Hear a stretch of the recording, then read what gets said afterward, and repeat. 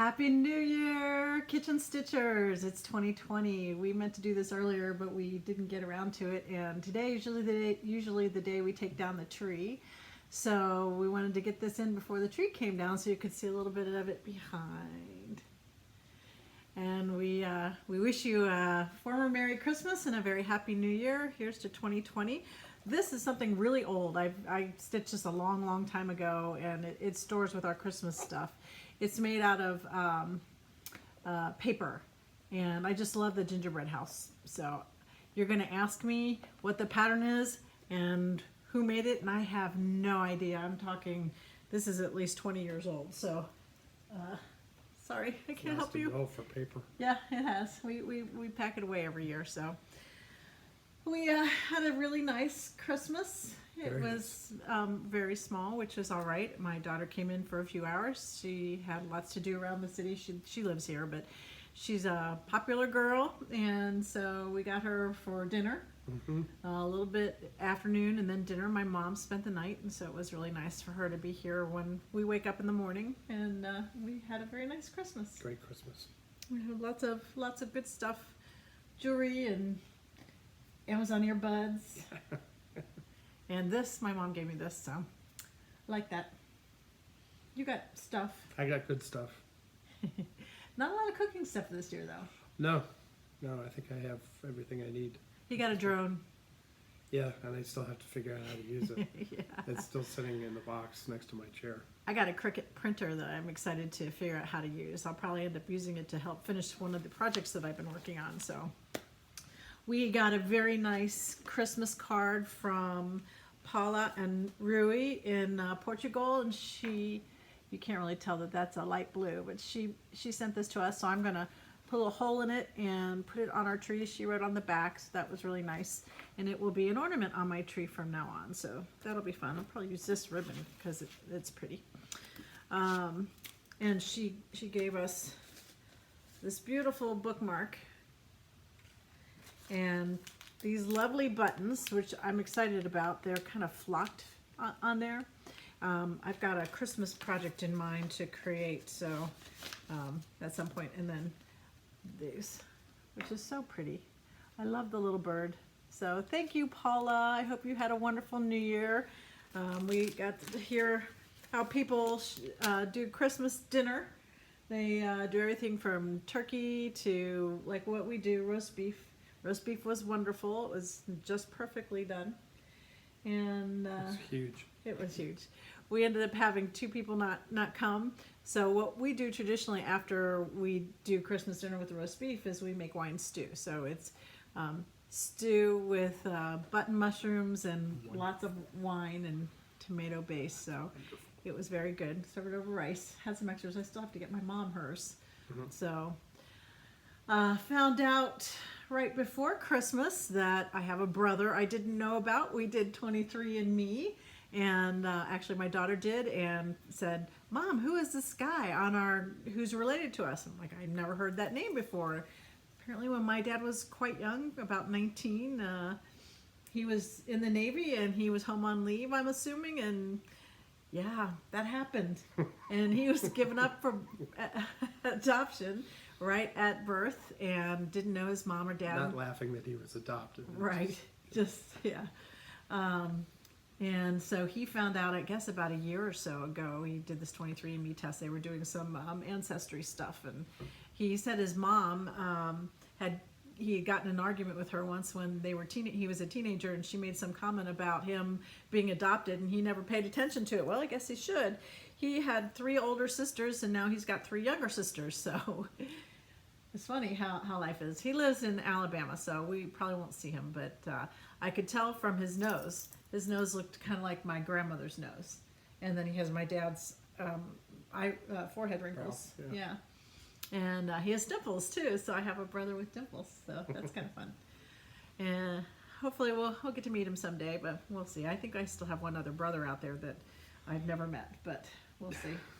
Dad may have known about that one. He's a busy guy. But she got married and didn't want him to be associated with the kiddo, he and his buddy. So life is funny, but going from feeling as an only child, I grew up as an only child and found out I had two half sisters between the age of when I was 9. I found the one, and when I was a sophomore in high school, the other one showed up, and they've been wonderful. I love my sisters, and the one who showed up when I was a sophomore, I wanted to just be her. And she has 2 daughters slightly older than mine, and we saw a lot of each other when our kids were growing up, so that was fun. Family's important, and that's what Christmas is all about, family and friends. So we decided to talk about waffles. We did. Oh, I thought we did. What No. did you want to talk about? I was going to talk about gravy. Okay, he's talking about gravy, not waffles. We had waffles for breakfast, We had though. They were waffles for very good. breakfast. Yes. So, as we said, we had prime rib for Christmas dinner, and the prime rib came out really well. I was really happy with it. Though he was a little shy, we found a new recipe for doing roast beef, and he was a little worried about it, so he didn't do it. It terrified me. The thing says turn your oven up to 500 degrees and put the roast in for 5 minutes per pound, and then turn the oven off and leave it there, just making sure you don't open the oven. And that For just, 2 hours, yeah. that just terrified me. I thought, there's no way I'm going to risk this huge, very expensive piece of meat. Yeah, that's not inexpensive. So anyway, the prime rib came out really well. I was really happy with it. And I asked everybody if they wanted the jus, or as most people would say, au jus, or if they wanted gravy. And I think the consensus was everybody wanted gravy for the mashed potatoes. So I would normally make that out of the drippings that were in the bottom of the pan from the prime rib. And when I pulled it out, there was lots and lots and lots of drippings. But some of the spices that I had put on the outside of the roast had fallen off onto the bottom of the pan, and they had gotten scorched. So I was afraid that was going to make not very good gravy or even au jus. So I had to rack my brain back to Culinary school. 2011 when I finished culinary school and remember how to make gravy. So this is what I did, and it's really easy. And if you ever need to make gravy, I would suggest doing it this way. He makes the best sauces and gravy, so. But I took about a half a stick of butter, melted it down, and got it so that it was bubbly hot, and it got all the water cooked. There's a lot of water in butter. It cooked all the water out of it, and when that was bubbling, sprinkle some flour into the butter and mix that around, and so that the butter is all absorbed in the flour. There's got to be enough flour to absorb the butter, not too much, but just enough to soak up the liquid. And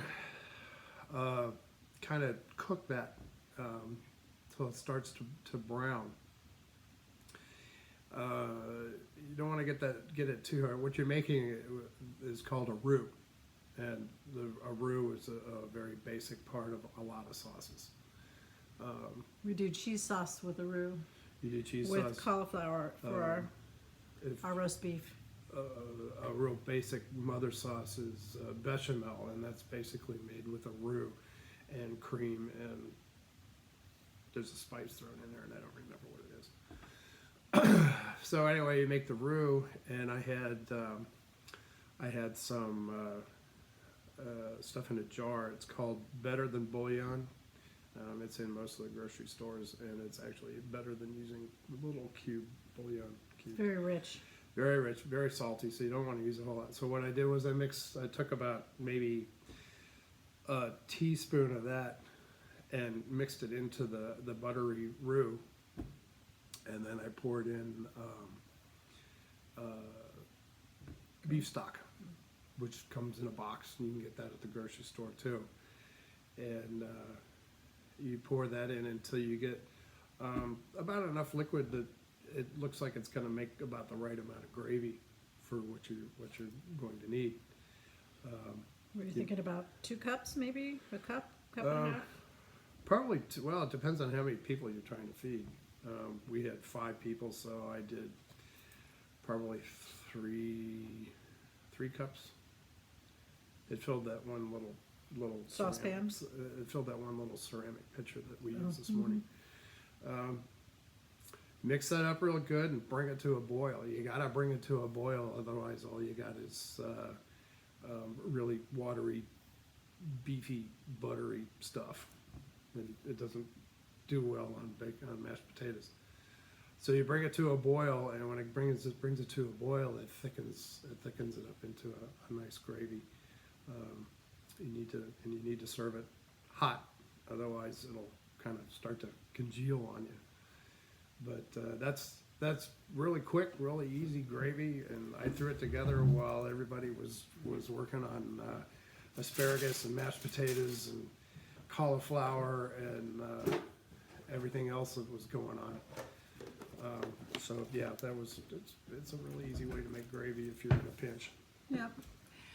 I was in a baking frenzy the week prior, and so I do a lot of cookies. And so this year Claire and I used to always, right before Christmas, we would ice the cookies. So we would make, this is the remnants. There's Santa Claus and reindeer and a bell and a candy cane and of course star and Christmas tree and holly. And then we also make pecan tassies and snowballs, like Mexican wedding cookies, and Pecan tassies look like little tiny pecan pies. Spritz cookies, and I like the frosted ones. They're hard, it takes a while to frost because we like to make them pretty. But they have a little bit of lemon in it, so it's really good. So we're about ready to start the diet thing and clear out all of the cookies. We still have 2 huge containers of Buckeyes in the refrigerator. Oh, I forgot about the Buckeyes completely. Oh my gosh, I haven't even put them out. We didn't even pull them out at Christmas time. Well, we'll be bringing a container of that to church.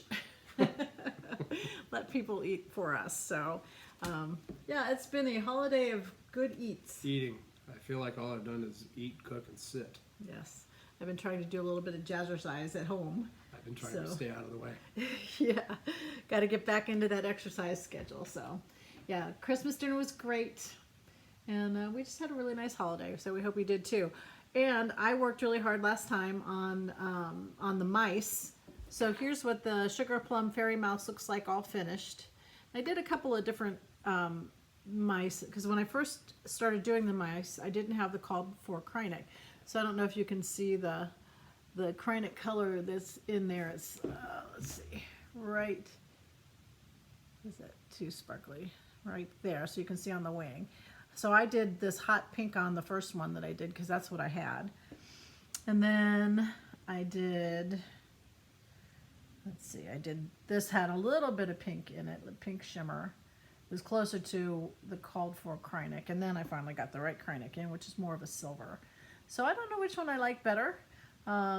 And of course you see all 4 of them were here. I totally forgot to wrap them up and give them as Christmas gifts. So next year I'll have some pre-made mice to give. And then the other things I was working on were the 2 shepherd bush shadow boxes. I'll have to figure out where to get the boxes, but one was Thanksgiving. I like that one. And the other was this one, which was Boo Hollow.